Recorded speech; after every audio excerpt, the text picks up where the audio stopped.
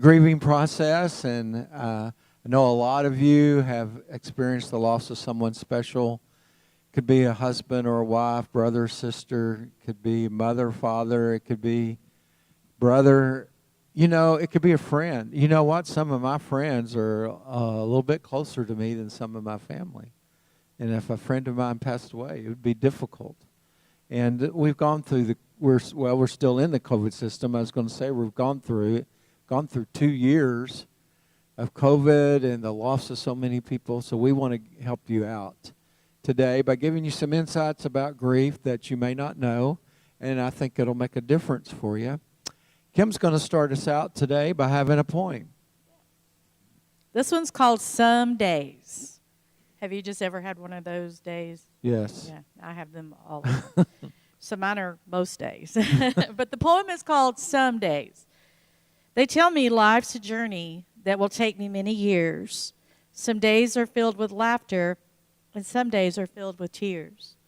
Some days I think my heart will break, that I can't persevere.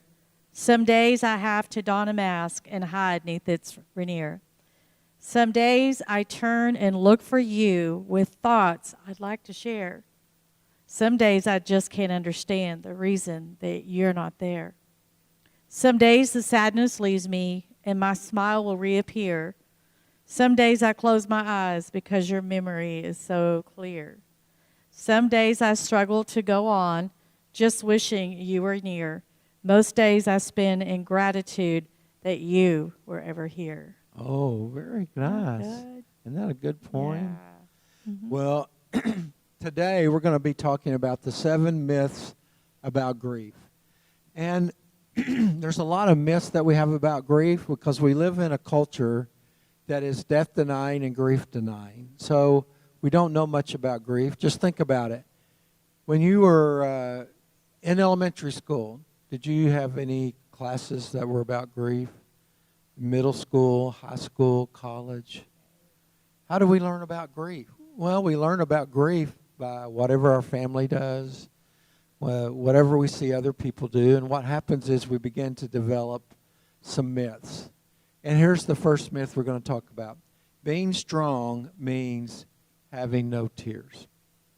So I know you've heard people say this, Kim. Yeah.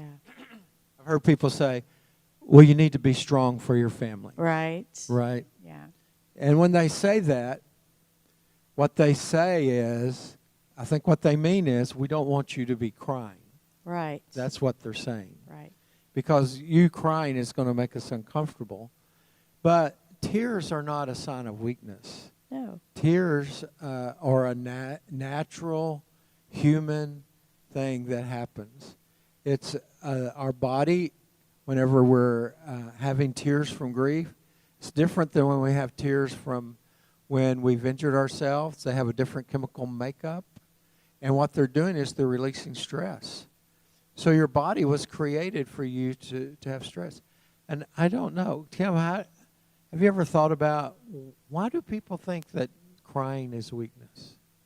Society is general. Yeah. And especially a man. I think Yes. men struggle more with allowing their feelings to show. Yes. And I will tell you, I love it when my husband of 42 years, Yes. when I see him cry. I mean, he's human and he's showing his emotions. And I think that's so important. When you were talking, I had an illustration that came to mind. Oh, okay. And this is something that we are unfortunately grown sort of accustomed to, but not really. So when we say being strong means having no tears, it's almost like you try to put a mask on. Oh, So you put a mask on, you can't hear me as well, can you? yes. So when you put the mask on, it's like, I'm going to put this mask on for you. Yeah. But when I'm by myself, I'm going to take the mask off and be real. Oh, that's good. And I think that that's part of trying to pretend or that you're being strong when really Right. inside you're breaking. And you can hide behind the mask. That's one thing that I think women have enjoyed because, if you don't have lipstick on or if you're aging. My mother-in-law's 84, and she said the thing she loves about the mask is because it hides all of her wrinkles. So you can hide behind a mask, but Right. it doesn't mean that you're not crying on the inside. You No. are. No, like when you go to church or you're at family events and you see everybody and you think, oh, those problems, people don't have any problems. Right. They got it all together and they're not doing. I'm the only one that's feeling like this. I guarantee you, you're not the only one feeling like that, because here's what I think. I think there's always grief in the room. Whether you're at church, you're at family, you're with friends. They may not be talking about it. You may not know anything about it, but there's always grief in the room. So Yeah. being strong means having no tears. Not true. Tears are a natural part of the grieving process. And don't think that you have to be strong for your family. Yeah, don't be strong for your family. And really, being strong would mean letting people see you cry. Right. And so that way it gives everybody else the permission to have their feelings. Yes. And you're modeling it for children. Right. You're showing them what grief is really like. Right. So the second myth is grieving should end when the funeral ends. Oh my gosh. You know, whenever you have a loved one pass away, oftentimes there's a lot of people. Right. People come to Yep. see you. They bring you food. Mhm. The minister's there. You have the funeral, you know, and everybody's there. And and then after the funeral, there's usually a meal, and everybody's there. And maybe people come check on you for a few days. But after a while, you end up with nobody coming. Right. And at Yeah. the funeral, really, you're just in a state of shock. Oh, gosh, yes. The grieving really has not even begun or manifested until later, yes. because you are focused on one thing, and that's the funeral and getting that behind you.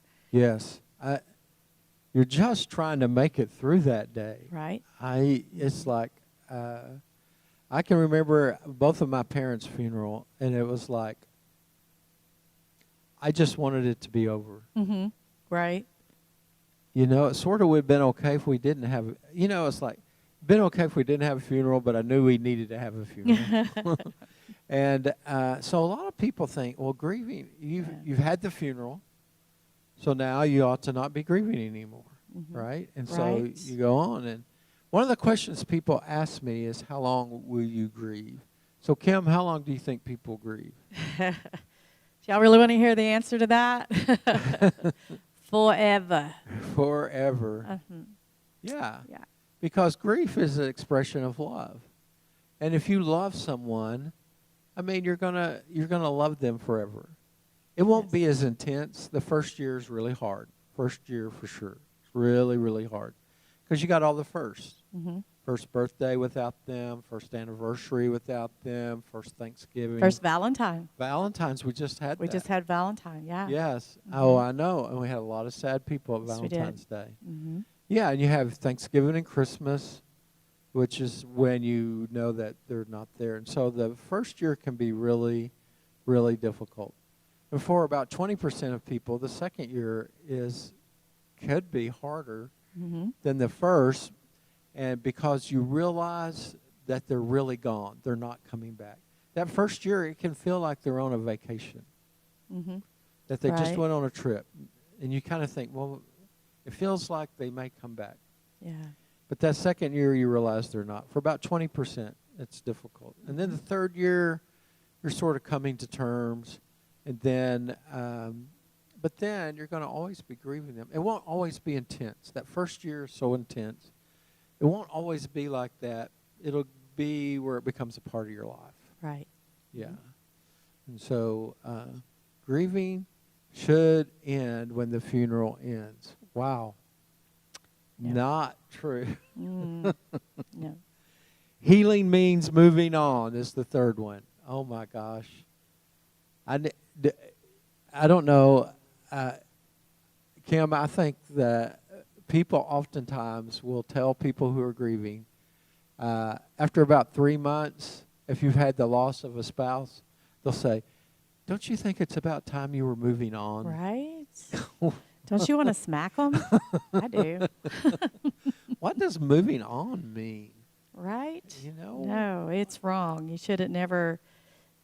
You're going to move forward, and it's going to get better.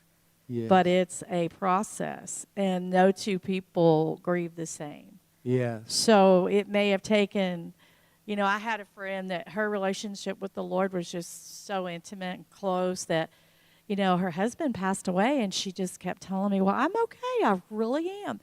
And, she never changed she still said that 5 Yeah. years later. But for somebody else, when you say that makes them feel like, well, what is wrong with me? Yes. Because it's been 6 years, Right. and I still feel the heaviness and the loss every day. So we're all so different, and moving on for one person is not the same. We carry No. on, we get through it. It's like trying to. My mother did this when my dad died. She in the first 2 months, she decided moving on was moving out of their home. Oh. So she thought, oh, well, let's move on. In order to move on and to get rid of these memories and these feelings, I don't need to live in this house. Right. Wrong. Wrong. That is wrong. She took her with her. Yes. And so when she moved to, and she realized, I don't want to be here. Right. And we had to move her back.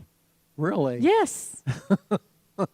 Had to move her Being back. the daughter, I was not real So that thrilled. was a lot of effort. a lot of effort for her to that- move on. That caused It even didn't more. happen. Caused even more stress. Yes. Well, here's a wise thing to do, is to not make any major decisions in your life throughout the first year. Don't do that, If at all possible. if at all. Sometimes you can't help it. Right. Sometimes things change, you might have to move, right? But if you can, just try Right. not to make any major changes and be patient with yourself as you go through that first year. We're moving forward, but we're not moving on. Yes. I do See? too. We have to move forward, Right. but we don't have to move on No. right off the bat. No. Yeah. Yeah. Well, the fourth myth is that the intensity will last forever. And, this is something that people feel like, and I know I did. When I was going through the grieving process, and it was so hard, I couldn't sleep. I was overeating. I couldn't concentrate. I had it felt like I would wake up in the morning and maybe starting out the day good, but then it would be like, it could start at the top of my head, and it's like this wave of sadness. Right. More than sadness. Sad is like watching Little House on the Prairie at the end, But grief is like, it just comes over your whole body. Right. And I was afraid this is the way I was going to feel forever. I didn't think it was going to go away. And that's the feeling that people have, that this intense sadness and pain, the physical, emotional, spiritual struggle is going to be with me forever. Right. But it doesn't stay with you. It's not that intense No. forever. Grief will be there. I can still hear a song. I can smell a smell. I can have a memory that causes me to have a grief reaction. But it's not. It just lasts for a short period of time. Yeah. And not as intense as at the beginning. No. So when you lost your dad, was it intense at the beginning, and did it lighten up as you went along? Oh, absolutely. I didn't know you could hurt that bad. Really? No. I thought I was prepared, because in this situation we knew it was coming. But in some situations, you wake up one morning and your world has changed. With me, I knew Dad. I knew he was very sick. I didn't want him to live the way he was living because there was no quality of life. Yeah. And I thought I prepared myself. Yeah. No. I never realized that a person's heart could hurt so bad Wow. and feel so empty and so much pain all at the same time. And so when it first happened, it was like it took my breath away, and I didn't know if it was ever going to come back. Really? Mm-hmm. Yeah. Yeah, it was so hard. And it took me months and months. Oh gosh, and it's so powerful. It does feel like it's going to stay forever, Right.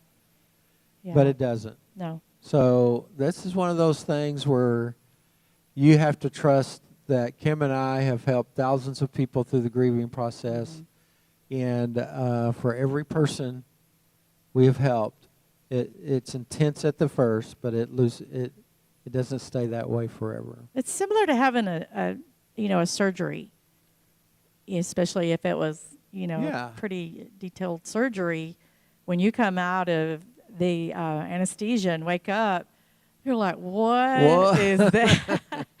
And the first few days, the first 3 days are so horrible that you wonder, am I even going to survive this pain? Right. And that's really kind of similar Yes. to what you feel in the Yes. beginnings of grief. Very similar. It's just emotions, not physical. Right. But as you begin to heal, you realize it will get better, but it takes time and it takes your part Yes. in that time of what we do with ourselves. Yeah.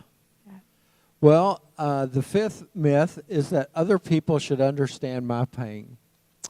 And you know what?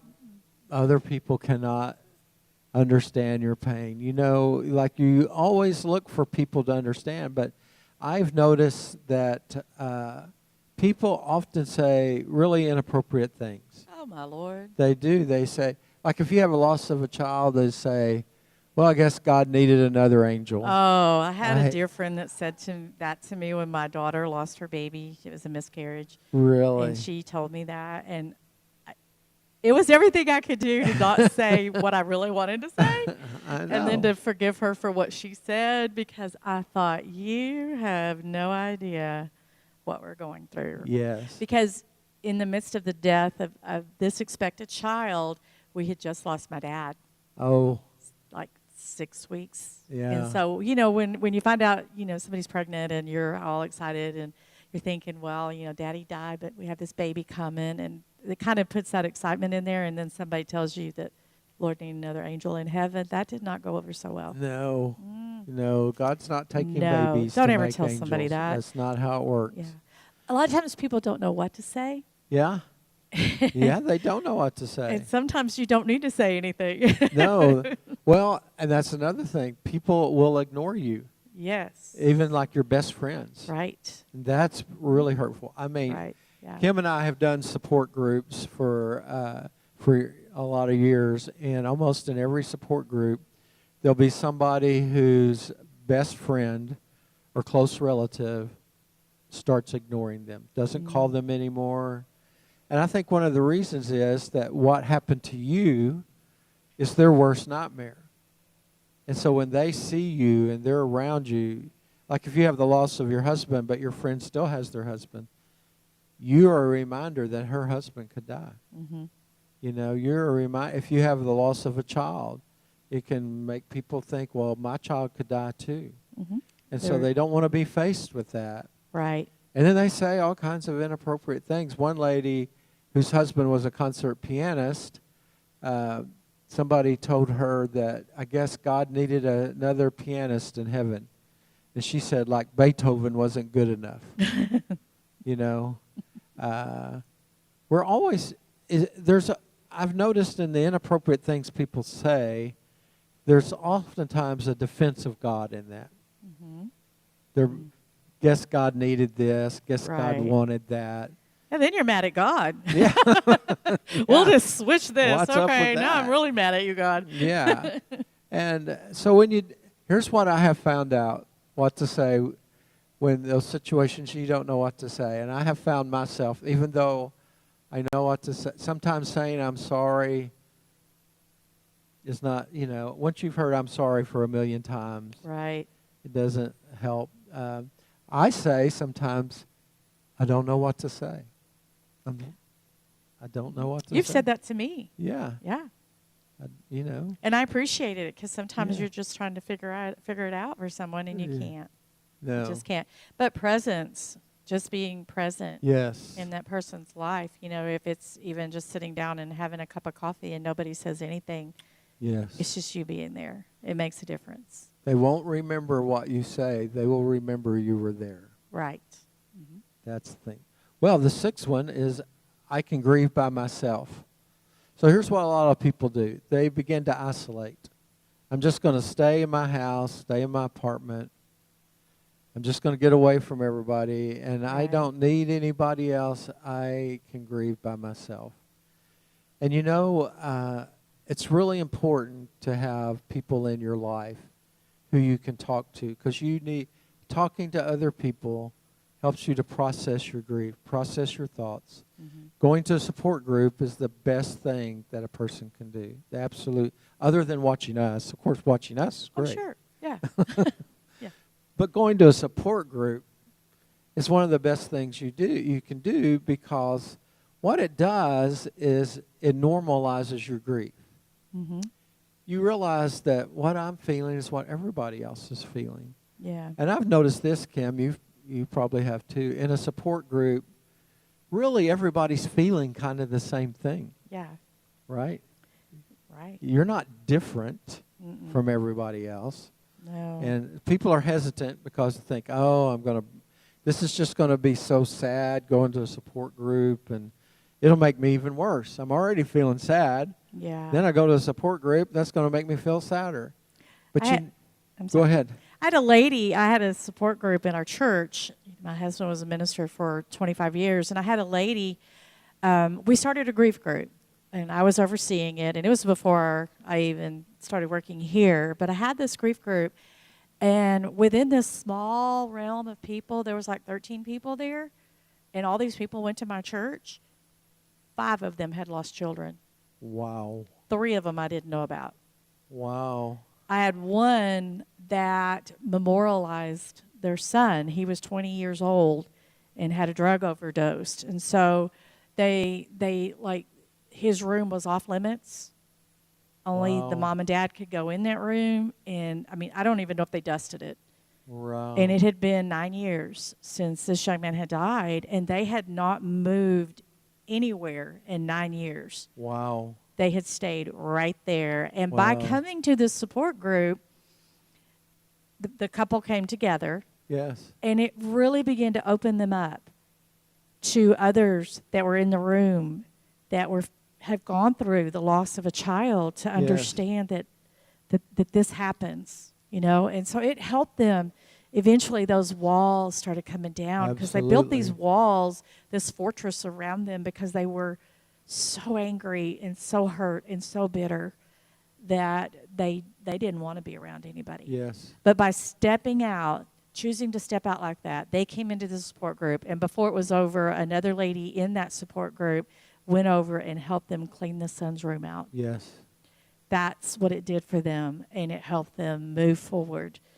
But it had been 9 years. Yes. See, they were trying to grieve by themselves. Right. And, Mm-hmm. and one of the things during the COVID world, when, we had the time that churches weren't meeting, but then we have also folks who, after churches started meeting again, they continued to watch church online.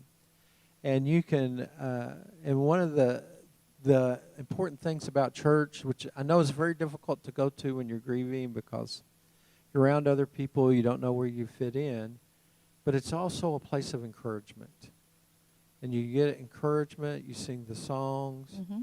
you have people around you who love you, care for you. It's important not to isolate yourself if you can help it. I know you might need to isolate yourself to be COVID-free, but if you can, attending a support group, going to church, finding a trusted friend that you can share your feelings with. That way you don't end up 9 years like 9 that years. Mm-hmm. and in isolation. And you find people who can help you. Yeah. Let me ask you a question, though, because we may have somebody that's watching today that can't, Yes. physically unable to leave their apartment or wherever they are. They physically cannot. Right. So what do you say to that person? Well, I would say to them, you need to keep watching Tuesdays at 10 o'clock. Tuesdays at 10 o'clock, because that's one of the reasons we're doing this, is we want to give you the information. Like if we had a support group, Yes. we would be talking about these things, and we Right. would be having everybody share. Right. And so you're getting the help. And then I think that you can. Now here's the thing. We're assuming that you can't get out. Right. It would be detrimental to your health to get out. Maybe you have some kind of physical disability that you can't get out. So you can only do the best you can. And so you can watch this. You can, if you can get on a computer, there's websites you can go to. But one thing you can do is you can give us a call at 972-686-3753. Yeah.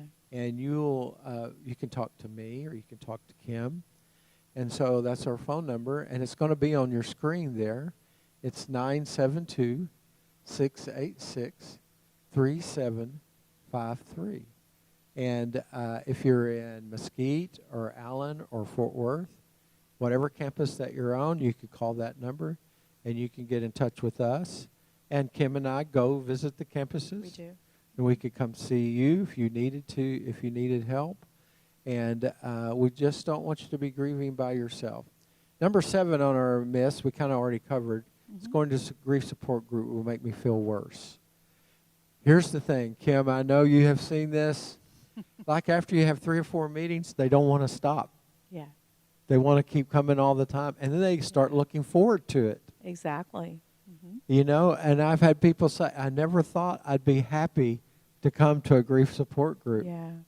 It's amazing. And it takes a couple of times because you know, at first you're establishing a relationship and you want to make sure it's a safe place to bare your soul. I mean, you're being honest about your grief and your pain, the fact that you walk through the door, but what about these people? Do you really want to let them in? So I think it takes a couple of times for you to begin to feel safe. But as you get in there and you get to know people and hear stories, you start, again, letting the walls down. I've even had people who go to a grief support group for 6 weeks, and then they, a year later, they go again, and they go again. And so we've had people that just keep going. But the beautiful thing about that, though, is the people that do that, they wound up being the source of help for other people that are just beginning their grief journey. Yes. Someday you will be able to use your grief experience to help somebody else. Right. That's what you'll be doing someday.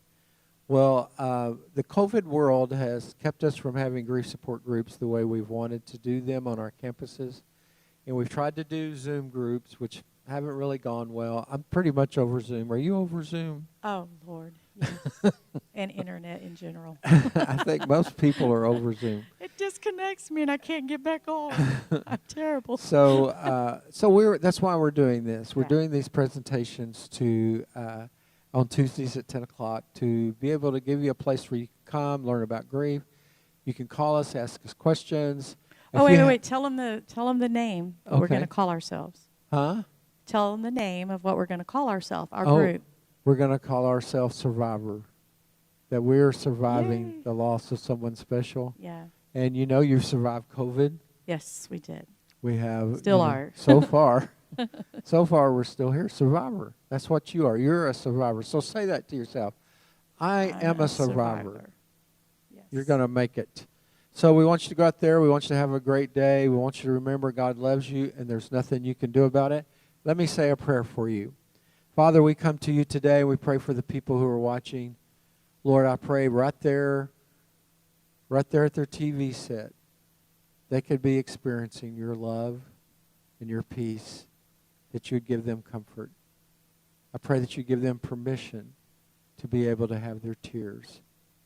Help them to know that they're not grieving alone, that there's other people all around them who are grieving, that it's a natural part of being human. We ask you to bless them today. In Jesus' name, amen. All righty, you guys have a great day. We'll see you next week.